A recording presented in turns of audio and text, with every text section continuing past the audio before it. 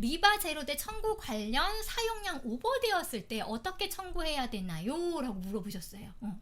이제 재료에 대한 이야기인데 이 재료에 대해서도 그러니까 기본부터 제대로 아시는 게 되게 중요해요.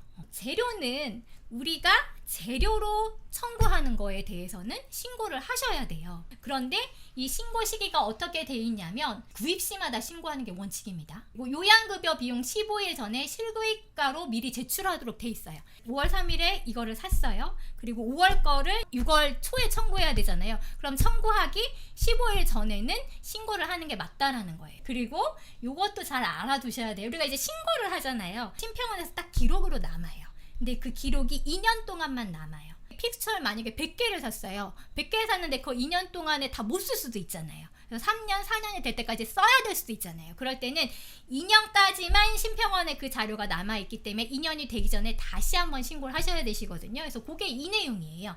동일 품목을 재구입 없이 계속 사용 시 유효기간은 2년이며 만료일 도래하기 1개월 전에 연장 신고를 해야 된다. 그리고 이제 요건 알겠어. 그래. 법은 이렇게 돼 있어. 이건 원칙이에요. 자, 원칙은 이렇게 돼 있는데 도대체 심사나 청구 프로그램은 어떻게 작동이 되고 있는지에 대해서도 이해를 하셔야 되세요. 안 그러면 엄청 헷갈려요, 이게. 자, 일단 청구 프로그램은요. 선생님들 청구 돌리면 막 나오잖아요. 이거 재료 신고했냐고 물어보고 뭐가 신고 안 돼 있다고 계속 나오잖아요. 그게 왜 그렇게 나오냐면 현재 청구 프로그램에는 세팅이 돼 있어요. 그러니까 청구 프로그램은 심평원 전산이 아니에요. 심평원 전산과 청구 프로그램을 분리해서 생각하셔야 되세요. 청구 프로그램은 프로그램 업체에서 자체적으로 만든 거고요. 심평원 전산은 심평원에 통신을 보내잖아요. 보냈을 때 우리 앞에서 아까 97%는 전산 점검 된다라고 했잖아요. 그걸 이제 심평원 전산이라고 이야기해요. 청구 프로그램에서는 1년 동안 신고한 재료하고 1년 동안 진료 입력된 재료를 비교해요. 그거 비교해서 이게 맞지 않으면은 메시지를 딱 띄워주거든요. 1년 6개월 전에 재료대를 신고했어요. 재료대 신고하고 그걸 지금 계속 쓰고 있겠지. 그러면 1년 6개월 전에 신고한 것에 대해서는 그 프로그램에서 가져오지 않아요. 그러다 보니까 당연히 이번 달에 쓴 거에 대해서 그 재료가 들어가 있어도 오류창을 띄워줘요. 그럴 수밖에 없어요. 그거는 사실 크게 신경 쓰지는 않으셔도 돼요. 청구 프로그램에서 뜨는 거는. 하지만 심평원 전산은 신경을 써야죠. 왜냐하면 이거를 제대로 알지 못하면 이게 리젝되기 때문에. 이 심평원 전산은 우리가 신고한 재료와 청구한 재료를 비교해가지고 카운팅이 안 맞는 경우는 문제를 삼을 거야 라고 생각을 하세요. 그런데 그렇지 않아요. 현재 심평원 전산에서는요 2년 안에 한 번이라도 해당 재료에 대한 신고 내역이 있으면은요 그냥 인정이 되고 넘어가요. 조금 더 자세하게 설명을 드릴게요.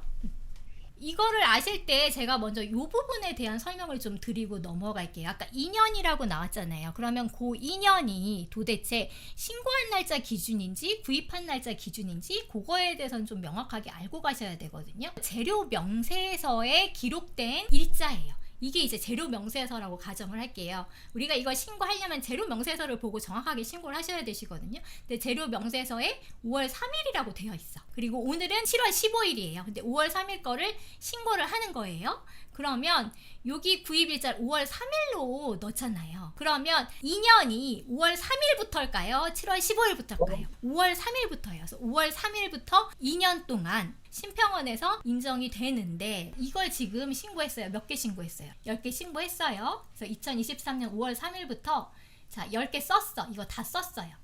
그리고 그 뒤에도 계속 구입을 했는데 신고를 안 했어. 안 하고 그냥 20개 또 썼어. 그리고 또 30개 또 썼어. 그런데 이거 이렇게 돼도 그냥 심평원 전산에서는 통과돼 버린다. 그래서 아까 원장님 이렇게 맞지 않는 경우 어떻게 하나요? 라고 물어보셨잖아요. 사실상 심평원에서는 이거를 카운팅하지 않아요. 그래서 2025년 4월까지는 그냥 통과돼서 넘어가 버린다는 거예요.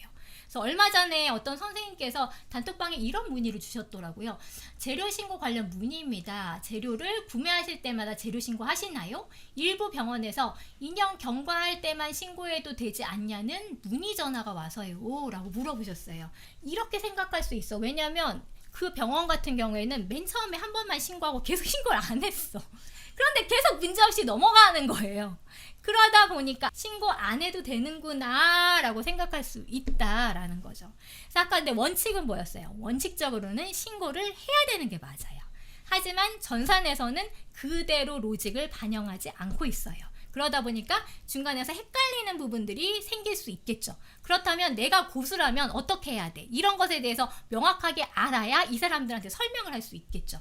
원리를 아는 게 너무 중요해요. 당장 이게 그냥 하는 거는 되게 쉬운데 이 로직을 아는 거, 어떻게 이게 굴러가는지, 도대체 왜 이렇게 되는지, 이걸 아는 것과 알지 않은 거에서 사실 고수냐 하수냐가 갈린다라고 보셔야 되거든요.